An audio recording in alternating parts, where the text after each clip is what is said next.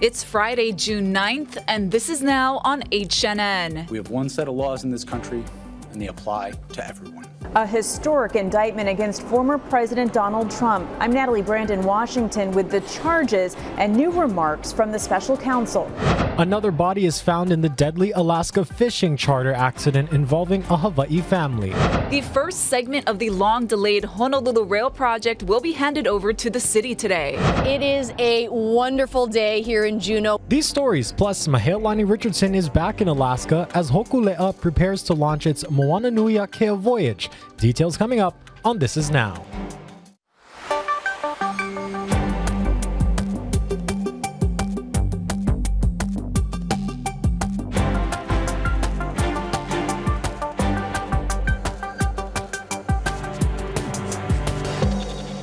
Good afternoon and thanks for joining us on This Is Now. The federal government's indictment of former President Donald Trump has been unsealed. The documents outline criminal charges related to the over 100 classified documents federal agents recovered from Trump's Florida resort last August.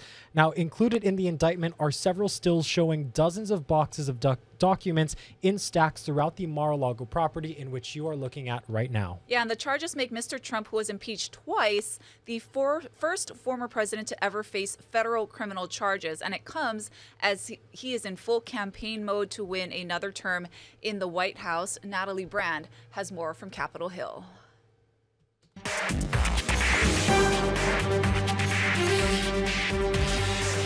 The Department of Justice has unsealed the 49-page indictment issued by a federal grand jury in Miami against former President Donald Trump. We have one set of laws in this country, and they apply to everyone.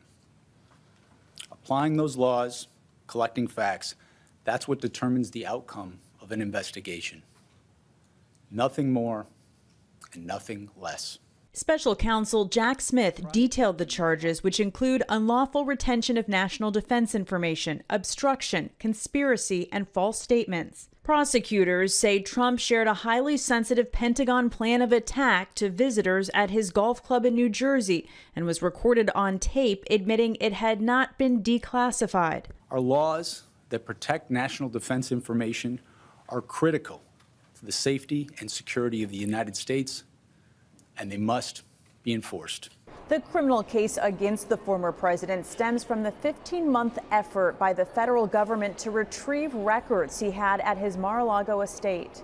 During a search of the property last August, federal investigators seized more than 300 records, including classified documents and some marked top secret. We've never seen anything quite like this. David Weinstein is a former federal prosecutor in the Southern District of Florida. When it gets set for trial, it's not really that complicated. It's about documents that were possessed, and there will be legal arguments concerning whether or not he had the power to possess them, whether he had the power to declassify them, and those are arguments that will be made before the trial gets started. Trump calls the case the boxes hoax. His first court appearance is scheduled for Tuesday in Miami. They come after me because now we're leading in the polls again by a lot, against Biden and against the Republicans by a lot. The case will play out as GOP presidential primary season heats up, with Trump already fundraising off the indictment.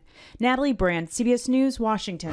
Meanwhile, an aide to Mr. Trump has also been indicted in connection with the investigation. Walt Nauta, Trump's butler and body man, is facing several charges, including obstruction of justice, making false statements, and corruptly concealing a document or record. Nauta had come under scrutiny by investigators over his shifting accounts of whether he moved boxes of documents at the former president's Mar-a-Lago estate in Florida at his urging. Meanwhile, President Biden isn't sharing his thoughts on the indictment. Reporters spoke with him during a tour of a community college in Rocky Mount, North Carolina. President Biden, have you spoken to Attorney General Merrick Garland yet? I have not spoken to him at all. I'm not going to speak to him. I have no comment on what happened. He did not respond to subsequent questions on if he's spoken to AG Merrick Garland or if he had any response to comments from congressional Republicans.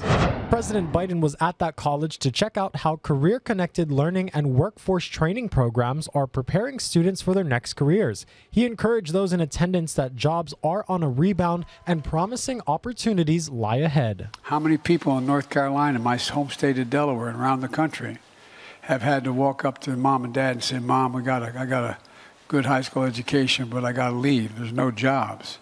there's nothing here. Well, guess what? It's coming back. It's coming back big time. No, it really is. New at noon, authorities have recovered the body of the captain of a fishing charter boat that was found partially submerged off Alaska last month. Officials say the body of 32-year-old Morgan Robidoux of Sitka, Alaska, was found yesterday. Waipahu couple Mari and Danielle Agkawili died in the accident, along with Danielle's sister Brandy Tiao. Their bodies have all been recovered, but still missing is Tiao's partner, Robert Salas. The investigation into what happened is ongoing. Nearly 20 years after Natalee Holloway's disappearance in Aruba, Joran Vandersloot appeared in an Alabama federal courtroom today. He pleaded not guilty to wire fraud and extortion charges connected to an alleged plot to extort money from the Holloway family in exchange for information about where Natalee's remains are buried. The courthouse is not far from the suburb where Natalee grew up. Vandersloot, shackled and wearing jeans and a white t-shirt, declined to use the Dutch interpreter that was offered to him. He was extradited from Peru on Thursday, where he is serving a 28-year prison sentence after confessing to killing a Peruvian woman. He will remain in U.S. custody until a trial is concluded and then return to Peru to finish out the remainder of his sentence there. In local news, 2 people were hurt when an elevator fell 2 stories at Honolulu Community College. It happened around 1 p.m. yesterday. UH says the elevator cab in the library plunged from the 3rd floor to the 1st. Emergency Medical Services says a 50-year-old man inside suffered minor injuries and a 58-year-old woman also suffered a lower back injury. We do go to elevator incidents. They are, though, usually people trapped in an elevator at a stationary floor, not so much a free fall, multiple flights. In my experience, I've never heard of one happening. The elevators really aren't that old and they've been maintained regularly. We did have a power surge earlier, so we don't know if that's related, but we're just going to be checking it out and making sure that before we turn the elevators back on, that it is completely 100% safe. The college says the elevator was installed in 2014. Otis elevator technicians are investigating what caused the free fall. Happening today, a major milestone for Honolulu's rail project. HART will ceremonially hand over the first segment of the rail to the city to open operations. It's a day that's over 12 years in the making from when the project first broke ground in Kapolei. Today's ceremony will take place at 1:30 this afternoon, and we'll be live streaming it across all our digital platforms. The rail is set to welcome its first public passengers 3 weeks from now on June 30th along the first phase of the line from Kapolei to Halawa. Our crew was invited yesterday for an onboard preview, and they called the ride quick, with the rail making good time over the Pauhana afternoon traffic below. Well, 1 week into the union strike against Hawaii Gas, some businesses are starting to feel the impacts. Serpico's on Maui had to close because it had no propane to cook their pizzas. And on Hawaii Island, the restaurant at the Monago Hotel also shut down. A whole full staff here, and we had to let them go, and then the night staff never was able to come in because there's no gas, so we were closed all day. And as you can see, we're still closed today. Hawaii Gas said it's aware of a small number of businesses affected on those neighbor islands. It is working to refill their tanks as soon as possible and hopes to come to an agreement with the union soon. Local 996 is asking for a nearly 30% raise for more than 200 workers. A Hawaii County police detective has been barred from carrying a gun in a new court ruling. Now, this comes after Detective Justin Gaspar was caught on camera drawing his weapon. Oh, we got kids in the car! Oh! Gaspar was pointing the gun at the family of Jake Kahele Bishop, who the detective says was harassing him. This video is from 3 months ago at the Kona police station. Days prior, Kahele Bishop's brother Kainoa was an auto theft suspect who was shot by Gaspar and another officer. He later died. After Gaspar pulled a gun on him and his family, Jake Kahele Bishop was granted a temporary restraining order. In large part because the policy of the county says that this officer should not be carrying guns and should not be on field duty while an investigation is still going on. Meanwhile, Kahele Bishop was indicted for terroristic threatening for allegedly harassing Gaspar and threatening to kill the officers who shot his brother. Kahele Bishop's family has filed a wrongful death lawsuit against Gaspar and the county, which is still pending. Well, after days in an eerie, smoky fog caused by wildfires in Canada, major cities like New York are getting some relief. Doug Williams from CBS 2 reports from Long Island. After days in the smoky haze, some relief finally on the horizon. The smoke from Canadian wildfires has made it hard to see and breathe in our area for the last 48 hours. The air quality index numbers, once considered hazardous and reaching into the 400s, safely below 100 this morning. Though we're still under an air quality health advisory until midnight, there's already a noticeable difference. Like a breath of fresh air, literally. Yeah, I checked out the AQI and I was amazed, and I looked outside and I was like, I guess it is gone. After postponing races yesterday, horses seen back on the track at Belmont this morning. And all city aquariums and zoos closed yesterday and back open today. As the smoke clouds are lifted for now, questions and concerns remain. Climate experts say this will happen again, while some have challenged Mayor Adams in the city's response this week. There's weather events conspired to do this, but there is that underlying climate signal, climate change signal as well. It may go on for a while this summer. And it's possible if we get the right wind directions, could see this again. I know how to deploy, how to execute, how to mobilize. This is what I spent my life doing, and this team did it the right way. And it would appear the closures and postponements that we saw this week are behind us. That's good news for Puerto Rican parade goers on Sunday and Governor's Ball Music Festival. All systems go this weekend. Here in Long Island City, Queens, Doug Williams, CBS 2 News. Pope Francis has issued his first message since undergoing abdominal surgery, asking the faithful to, quote, keep me in your prayers, in a tweet posted Friday. The 86-year-old remains hospitalized after the procedure to remove intestinal scar tissue and repair a hernia on Wednesday. His health is improving, according to the Vatican. Now, this was his second major abdominal operation in 2 years, following a 2021 procedure to remove part of his colon. He's expected to remain in the hospital for several days. Dozens of people who live and farm on state land in Waiahole Valley are turning to the state, asking them not to significantly raise their lease rents too much. The group testified before the state's Finance and Development Corporation in Kaka'ako. The board is trying to get them to pitch in more to maintain the Windward Oahu Valley's water system, roads, and common areas. So far, they've negotiated about a dozen deals, all under market rates, but some say they still can't afford it. How can you all agree raising our Waiahole Waikaini rents, almost market rents, when all of us are living literally in old disrepair plantation style homes that we took out our inheritance, our monies to repair it? I'm feeling really good because when I looked at the board, the HFDC board, it looked like they were surprised on a lot of the stuff that everybody was talking about when we did our speeches. The board took no action. If an agreement isn't reached by August 1st, the matter must be submitted for mediation, then arbitration. New at noon, beginning in July, the Hawaii County Animal Control Services will transition to become the Animal Control and Protection Agency and no longer be under the management of the police department. Earlier this year, Hawaii County Council passed Bill 22, which created the new agency, which will fall under the Mayor's Office of Management.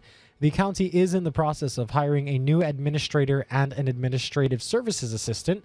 For the past 2 years, the responsibility of animal control has been under the police department as part of a 2-year pilot project. As a reminder, the phone numbers for animal control services will remain the same at 808-327-3558, serving as the phone number for lost pets and non-emergencies. Well, check this out. Thousands of flowers are being strung into beautiful lei that will adorn the King Kamehameha statue later this afternoon. Of course, this is all in celebration of King Kamehameha Day on Sunday, but this weekend is being filled with activities starting this afternoon with that lei draping ceremony at 2 o'clock fronting Ali'iolani Hale. Tomorrow through Oahu, there will be the Grand Floral Parade, which runs from Iolani Palace and ends up at Kapi'olani Park. We do it with a lot of love and care because for us, it's not just a job or a task. It's in order for us to show our honor for our King.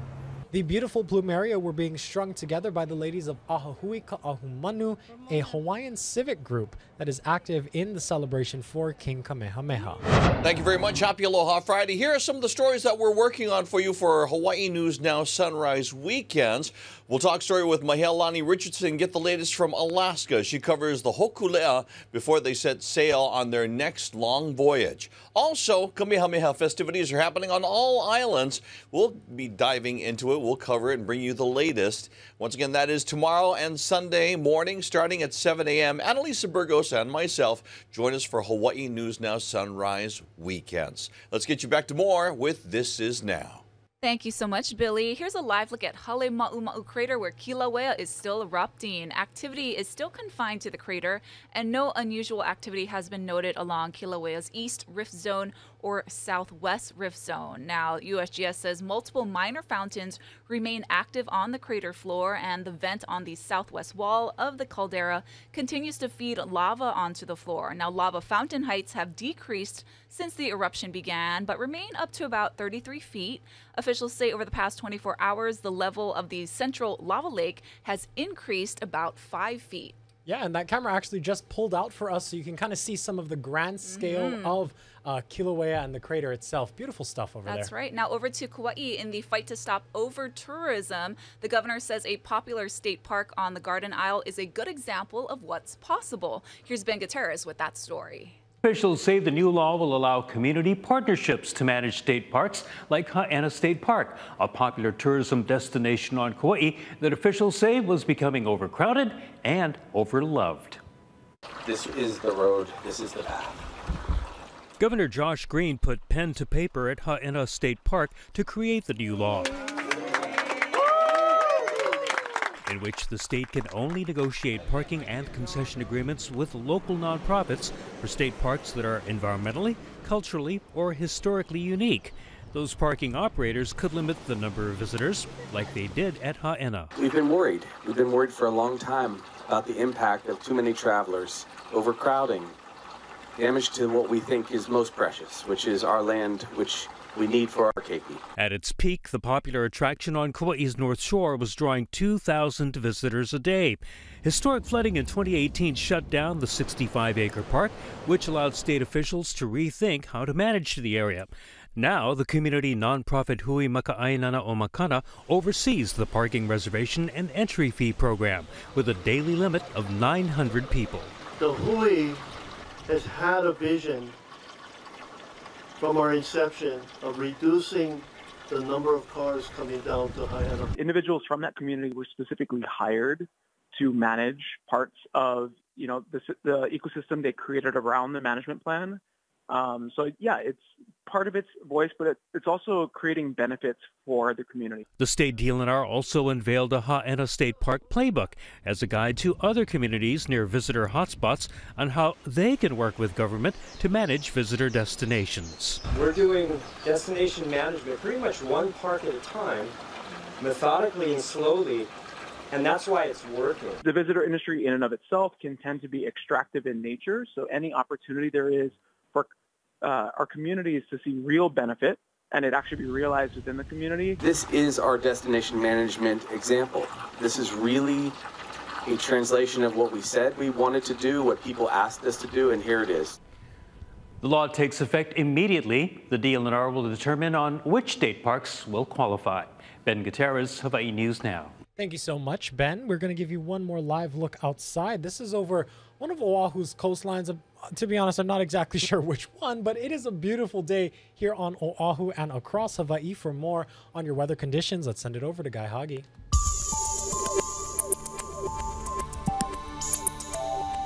Even at last check, there's less fog coming out of Kilauea. Now, keep in mind, we're not going to see a whole lot of rain over the weekend, which is nice for some people, right? But remember, we're heading into the dry season.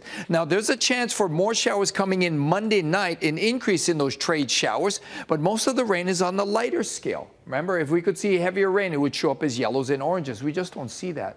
So we've got beautiful weather ahead, especially for the weekend when it's going to be fairly dry. There will be a few passing showers from time to time, mostly in the early morning and in the overnight, favoring the windward sides. But the rain will be moving out quickly. That limits rainfall totals. So very breezy through the weekend. Small craft advisories right now are around the east of the state. They could be extended up for all coastal waters. And those breezy winds will hold firm all the way into the latter part of next week. Again, the weather change coming sometime between Monday night and Tuesday. Windward sides will pick up a few more showers, but again, rainfall totals are going to be insignificant. And even better is, even though El Nino is just starting up, has been officially declared yesterday, we're still cyclone free here at home.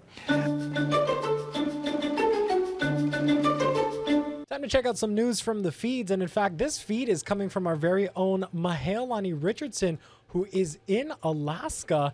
She's following the Hokulea, and looks like right now I'm having some trouble pulling up this video, but she is traveling with Hokulea ahead of their Moani Nui Akeo voyage, and she's having so much fun with them. Right now she is traveling with the students from Kamehameha schools.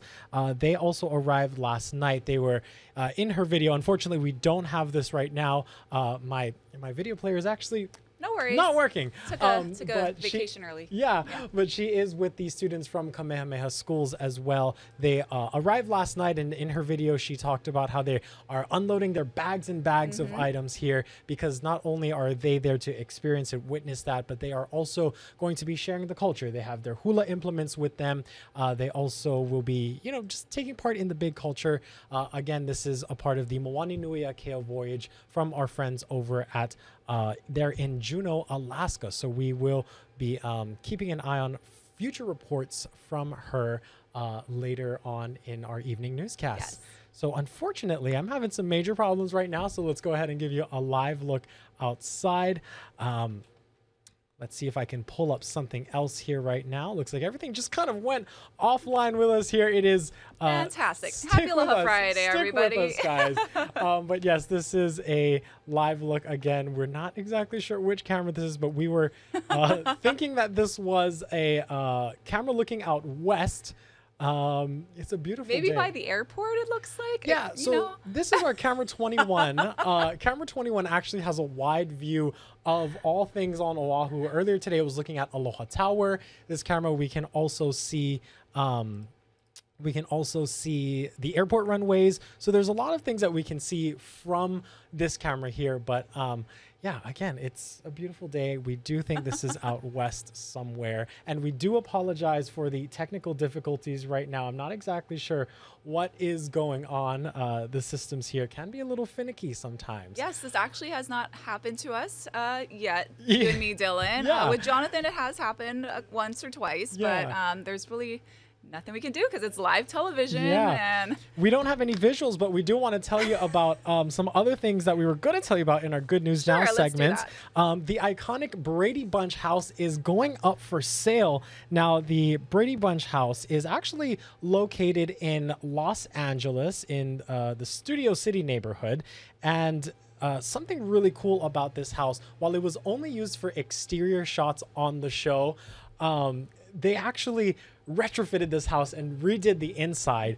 And so they actually made it look exactly like how it looked on the television show. We don't need to show you guys. You guys know what the house looks like. Just Google it. Brady Bunch house up for sale. And get this, if you want to buy it, you're going to have a cool starting point of about $5.5 million. Is that what they said? Yes, wow. $5.5 million. That's what I wish they did with the Golden Girls house. Of course, that went up for sale, so for over $2-3 million. Unfortunately, the inside looked nothing like the actual show, but would have been great if they retrofitted it and made it look like it. Thank you all so much for tuning into This Is Now. We hope you have a great rest of your week. Aloha. Aloha.